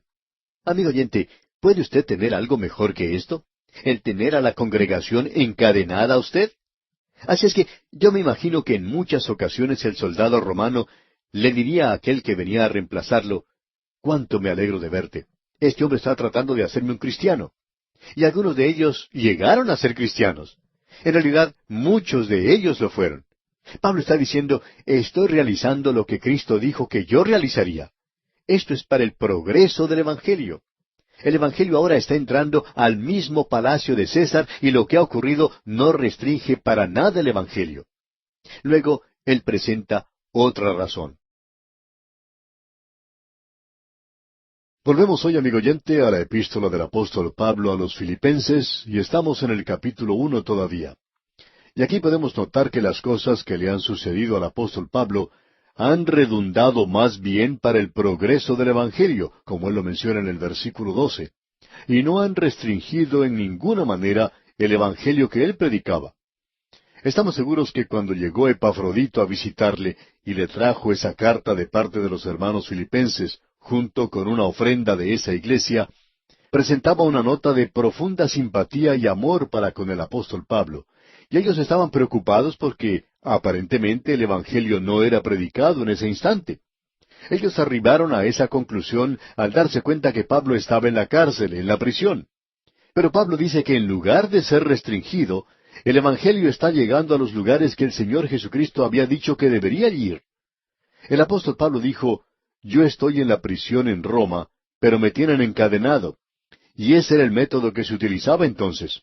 Todos los días había un cambio de guardia y un hombre diferente era encadenado al apóstol Pablo. Ellos preferían hacer eso en lugar de ponerlo a él en la prisión, ya que él no se encontraba en la prisión propiamente dicha, sino que estaba en su propia casa. Diríamos que las circunstancias en esa época no eran demasiado malas porque, después de todo, ese hombre que estaba encadenado al apóstol Pablo era un miembro de la guardia del pretorio, y eso significaba que era un patricio y que pertenecía a la clase alta de la población de Roma. Solamente los italianos pertenecían a ella. Así es que Pablo estaba unido por medio de sus cadenas y por varias horas cada día a un miembro de la casa real. Ahora, ¿sobre qué hablaría Pablo en esos momentos? Bueno, pensamos que quizá hablaban acerca del tiempo. Probablemente este hombre le preguntaba a él cuál era la acusación que se había hecho en contra del apóstol, y quizá también le preguntaba cómo andaban las cosas en el Oriente, cómo iban las cosas en Asia. Él probablemente había escuchado hablar a esa persona, y ya que era un soldado tendría que ir a esa zona. Sin embargo, muy pocos de estos guardias salían de la zona de Roma. Así es que Pablo ahora presenta el Evangelio a este hombre. Pablo podía decirle, yo tengo algo que contarle, tengo algo que decirle. Yo estoy encadenado a causa del Evangelio de Jesucristo. Así es que, ahora como el Señor había dicho al comienzo, este hombre, Saulo de Tarso, aparecería ante los gobernadores y reyes. Y él ha llegado a esta situación en el presente. Está ante ellos y él aprovecha esta circunstancia. Pero aún hay algo más allí. Notemos lo que dice el versículo 14 de este primer capítulo de la epístola a los Filipenses. Y la mayoría de los hermanos, cobrando ánimo en el Señor con mis prisiones, se atreven mucho más a hablar la palabra sin temor. En la iglesia de ese entonces se encontraban muchos que hubieran querido salir a la calle y testificar de su fe. En realidad lo hubieran hecho, pero habiendo escuchado que el apóstol Pablo, y creemos que Pablo, aun cuando físicamente no era destacado, creemos que su hablar causaba impresión en la gente. Él hablaba en el poder del Espíritu Santo, y estamos seguros que muchas personas decían, bueno, Pablo está yendo de un lado a otro por los caminos de Roma predicando el Evangelio, y él lo hace de una forma mucho más efectiva de lo que yo puedo hacerlo, así es que yo no lo voy a hacer. O sea que pensaban de la misma manera en que piensan muchas personas en el día de hoy. Yo no soy digno, no soy capaz de hacerlo, no estoy preparado para hacerlo. Y como resultado, no habían muchos que salían a predicar el Evangelio. Ahora llega la noticia a las iglesias del Imperio Romano de que el apóstol Pablo está en Roma en una prisión y que él ya no puede salir como testigo de Jesucristo. Estamos seguros que literalmente en esa época cientos de hombres, quizá miles, salieron por los caminos de Roma y comenzaron a visitar las casas y todos los lugares de esa zona. Salieron de sus propios hogares y comenzaron a llamar a las puertas y a testificar de Jesucristo. Y Pablo dice aquí, hablando francamente, y la mayoría de los hermanos, cobrando ánimo en el Señor con mis prisiones, ellos dijeron que Pablo no podía ir, entonces ellos irían. Y muchos salieron a hacerlo. Así es que ahora el apóstol Pablo puede sentarse en su celda y decir, bueno, yo estaba solo. Por supuesto había algunos otros pocos. Pero ahora literalmente hay cientos y quizás miles predicando el Evangelio. O sea que él ha sido multiplicado. Así es que dice, lo que me ha sucedido a mí ha sido para el progreso del Evangelio. Queremos agregar ahora una tercera razón. Pablo no la menciona, pero por cierto que es algo verdadero y es lo siguiente. Podemos notar esto solamente por lo que la historia nos ofrece en perspectiva.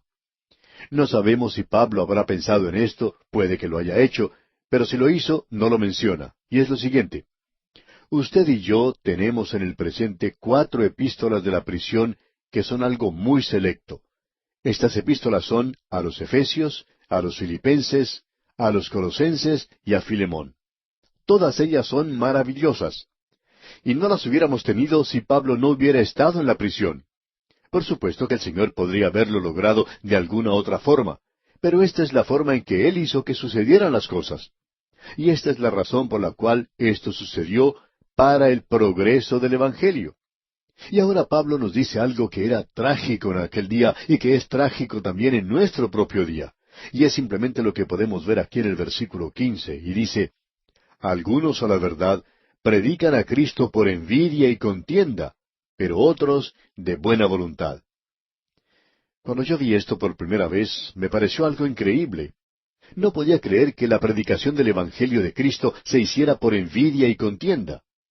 Pero ahora, amigo oyente, después de algunos años, me puedo dar cuenta de esto por mí mismo. Y creo que una de las cosas que perjudica más la predicación del Evangelio en el presente, y creo que lo es probablemente como cualquier otra cosa, es la envidia, y la otra es la contienda. Estas dos cosas pueden perjudicar el Evangelio. Pablo mencionará nuevamente la envidia y la contienda. En realidad, lo hace varias veces en esta epístola. Y aparentemente había quienes iban de un lugar a otro predicando por envidia y contienda. En realidad, ellos le tenían envidia al apóstol Pablo. Ellos se daban cuenta que no podían hacer las cosas de la misma manera en que Pablo lo hacía. Amigo oyente, creemos que una de las cosas que da la solución a la envidia es el de que cada creyente reconozca que tiene un don. No todos nosotros tenemos los mismos dones, claro. Y el problema existe en que algunos que no tienen un don sienten envidia de aquellos que tienen otro don. Los dones deben ser usados, como usted recuerda que Pablo le dijo a los de Corinto. Él dijo que debería usarse en amor. En realidad, amigo oyente, cada don debe ser utilizado en amor. Y cuando ese don es utilizado en amor, nunca llegará a hacerse de la forma en que Pablo lo está escribiendo aquí. Por ejemplo, él dice, el amor es sufrido, es benigno, el amor no tiene envidia, note usted.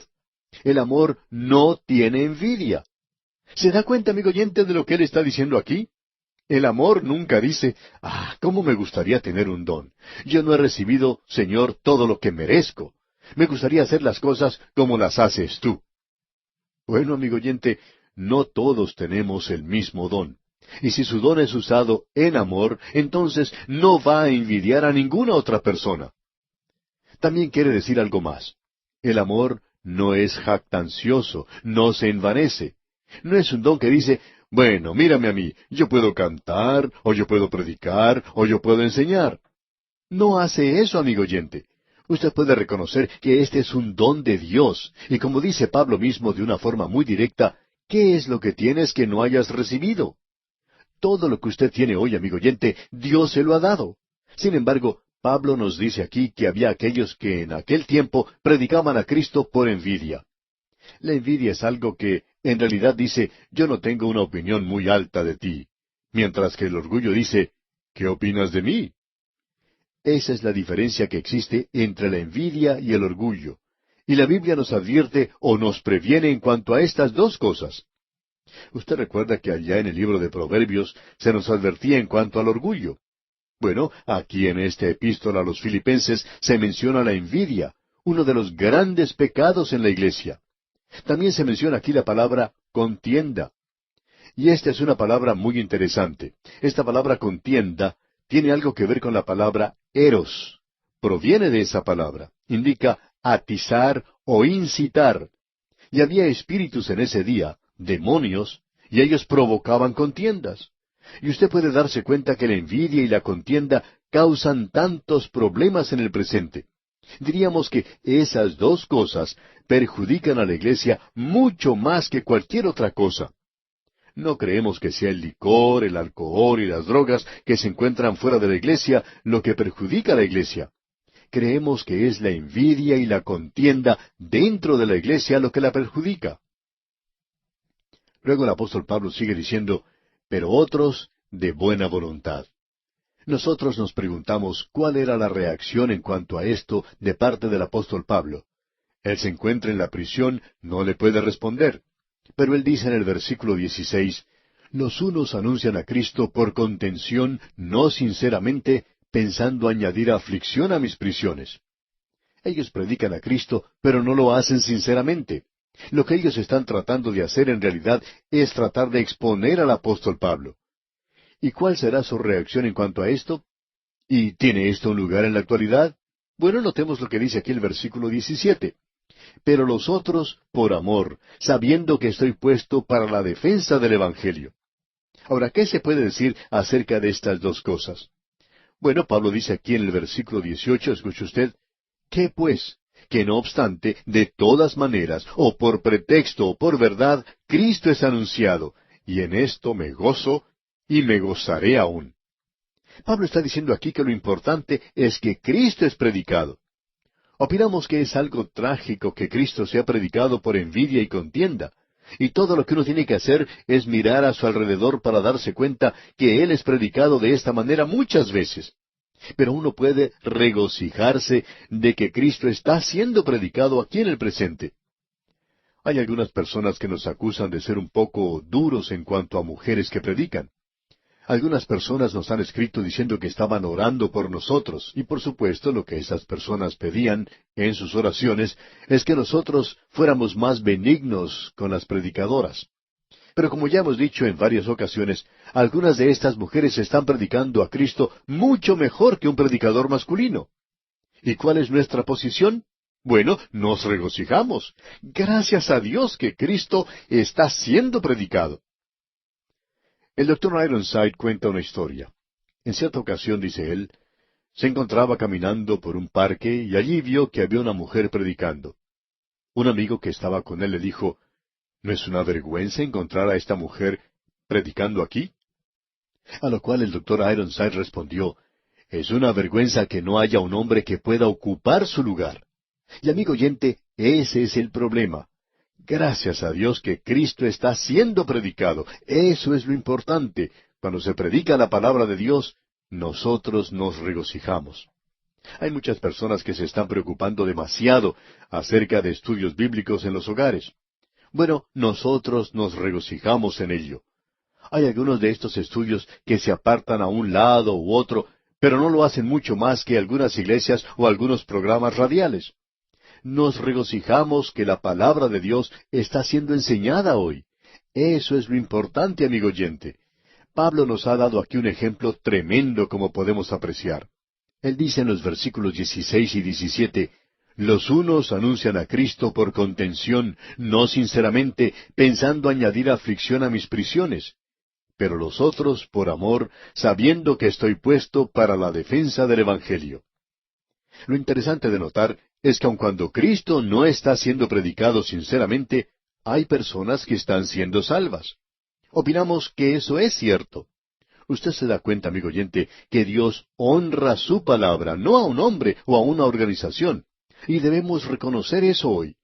¿Cómo nos gustaría ver que muchas personas se dieran cuenta de eso? Hay muchas personas que nos escriben cartas en cuanto a este ministerio radial y son tan amables en decir cosas que en realidad nos animan, nos inspiran. Pero, amigo oyente, si hubiera alguna bendición, aun de esta pequeña voz, es el Espíritu de Dios el único que puede traer bendiciones. Y debemos reconocer esto. Y Él solo puede bendecir mientras sea esparcida la palabra de Dios. Y eso es lo que nosotros queremos hacer, el predicar la palabra de Dios. Pablo está diciendo aquí que Él se goza en esto y que se gozará aún. Ahora escuche lo que dice aquí en el versículo 19. Porque sé que por vuestra oración y la suministración del Espíritu de Jesucristo, esto resultará en mi liberación. Él está haciendo referencia aquí a ser librado de la prisión. Queremos también enfatizar lo que él está diciendo, que eso es producto de vuestra oración. Amigo oyente, la Biblia nos enseña claramente que Dios escucha y responde a las oraciones de su pueblo, y Pablo reconoce eso. Él dice, sé que por vuestra oración, esto resultará en mi liberación. Y nosotros necesitamos decirle al pueblo de Dios que ore en el presente por nosotros. Y la suministración del Espíritu de Jesucristo. Esa es la única forma en que usted y yo, amigo oyente, podemos recibir lo que necesitamos. No llegará a nosotros a no ser por medio de la oración. Ahora el versículo 20 dice, conforme a mi anhelo y esperanza de que en nada seré avergonzado, antes bien, con toda confianza, como siempre, ahora también será magnificado Cristo en mi cuerpo, o por vida, o por muerte. Pablo está diciendo aquí que él no quiere ser avergonzado en su testimonio. Tampoco yo quiero ser avergonzado cuando tenga que llegar a la presencia de Cristo. Y Juan menciona que es posible que cuando Cristo venga y lleve a su iglesia, que algunos de nosotros nos sintamos avergonzados de su venida. Creemos que muchos creyentes deberían estar preocupados acerca de esto en el día de hoy. Al estar presentes en muchas conferencias que tratan del tema de la profecía, nos damos cuenta que hay muchas personas hoy que hablan acerca de la venida del Señor Jesucristo y que no están listos para ese acontecimiento. Usted puede preguntar, ¿acaso no son salvos? Sí, ellos son salvos, pero se van a avergonzar cuando llegue el Señor. Sus vidas no están ensalzando el Evangelio. Y Pablo está diciendo aquí que él no quiere ser avergonzado en esa ocasión. Ahora él menciona su filosofía para el vivir cristiano. Como ya hemos dicho, en cada uno de estos capítulos hay un énfasis en particular de cierto aspecto del vivir cristiano. En el capítulo 1 se menciona la filosofía del vivir cristiano. Todo eso es condensado y presentado en un versículo en cada capítulo, cualquiera sea su tema. ¿Cuál es entonces la filosofía de Pablo? Bueno, leamos el versículo 21. Porque para mí el vivir es Cristo y el morir es ganancia. Porque para mí el vivir es ¿qué? Cristo. Y el morir es ganancia. Ahora, ¿qué es ganancia? Más de lo mismo. Usted tendrá más de Cristo. Usted va a estar con Él algún día. Y he llegado a la conclusión, amigo oyente, que lo más importante en la vida como creyente es el tener la realidad de Jesucristo en mi vida. Ahora, esto no es algo muy popular en el presente. A la gente le gusta hablar que ellos son dedicados y que quieren servir al Señor y que quieren hacer esto y aquello. Pero lo más importante es el tener comunión con Él para que su gozo sea completo. Y luego tendrá poder, luego podrá testificar, luego habrá todas estas cosas. Estamos buscando el fin y nos olvidamos todo acerca de los medios. De paso podemos decir que el fin no siempre justifica los medios. Necesitamos reconocer que tiene que ser los medios correctos, y eso es comunión con el Señor Jesucristo. Porque para mí el vivir es Cristo, y el morir, pues voy a ir a estar con Él. Uno no le puede hacer daño a una persona como esta. ¿Cómo me gustaría a mí llegar a ese nivel y poder decirle a usted, amigo oyente, allí es donde yo estoy viviendo en el presente? Bueno, yo no puedo decir eso, pero sí puedo decir que ese es mi objetivo. ¿Y qué objetivo más glorioso, amigo oyente? Ahora, en el versículo 22 de este capítulo 1 leemos, Mas si el vivir en la carne resulta para mí en beneficio de la obra, no sé entonces qué escoger. Pablo está diciendo que él no sabía. Usted y yo no conocemos nada acerca del futuro. No sabemos qué es lo que nos trae el día. Luego Pablo dice en el versículo 23, Porque de ambas cosas estoy puesto en estrecho, teniendo deseo de partir y estar con Cristo, lo cual es muchísimo mejor. Ese era el deseo de Pablo. Decía que a él le gustaría ir a estar con Cristo en ese mismo momento. Luego el versículo 24 nos dice, Pero quedar en la carne es más necesario por causa de vosotros. En cierta ocasión, un predicador le preguntó a los miembros de su congregación, ¿cuántos de ellos querían ir al cielo? Todos levantaron la mano, excepto un jovencito. El predicador le preguntó entonces, ¿tú no quieres ir al cielo? A lo cual el jovencito respondió, sí, quiero ir, pero yo pensaba que usted quería enviarnos a todos esta misma noche. Y él no quería ir esa noche. A veces sentimos lo mismo nosotros también. Igual que Pablo, pero quedar en la carne es más necesario. Me gustaría quedar un tiempo más para poder predicar la palabra de Dios. Pienso que me encuentro en la mejor parte de mi ministerio y no quiero dejarlo. Quiero permanecer aquí. Y eso es lo que yo le pido a Dios en oración, y espero que usted, amigo oyente, se una en oración conmigo. ¡Cuán maravilloso es todo esto! Es por eso que Pablo dice, pero quedar en la carne es más necesario por causa de vosotros. Y luego en el versículo 25 leemos, y confiando en esto, sé que quedaré, que aún permaneceré con todos vosotros, para vuestro provecho y gozo de la fe. Pablo está diciendo que él quiere ser una bendición para ellos. Y continúa en el versículo 26, para que abunde vuestra gloria de mí en Cristo Jesús por mi presencia otra vez entre vosotros. Pablo quería salir de la prisión. Él quería salir de ese lugar y estar con ellos nuevamente. Y luego dice en el versículo 27, solamente que os comportéis como es digno del Evangelio de Cristo, para que, o sea que vaya a veros, o que esté ausente, oiga de vosotros que estáis firmes en un mismo espíritu, combatiendo unánimes por la fe del Evangelio. Él está haciendo referencia a la forma de vivir de los creyentes. Y cuán necesario, amigo oyente, es para el pueblo de Dios el permanecer unido para el progreso del Evangelio. Y en el versículo 28 dice Pablo, y en nada intimidados por los que se oponen, que para ellos ciertamente es indicio de perdición, mas para vosotros de salvación, y esto de Dios. Si la iglesia fuera lo que debería ser en este mundo en el presente, el mundo escucharía lo que la iglesia tiene que decir. Y luego en el versículo 29 leemos, porque a vosotros os es concedido a causa de Cristo, no sólo que creáis en Él, sino también que padezcáis por Él. Y amigo oyente, ese es el llamado del Señor Jesucristo. Cuando usted llega al lugar donde Él le permite que usted sufra por Él, entonces puede decir que ha llegado a su objetivo. No estoy seguro de querer estar en esa clase, pero Él me coloca allí, me guste a mí o no me guste. Yo no soy un buen ejemplo, pero esa es una señal de su bendición. Ahora el versículo 30 dice, teniendo el mismo conflicto que habéis visto en mí, y ahora oís que hay en mí. En otras palabras, Pablo dice, yo ya he llegado, me encuentro en esa clase. Esa es una muestra de una bendición y no quiere decir que Dios haya vuelto su rostro contra usted. Y aquí, amigo oyente, nos detenemos por hoy.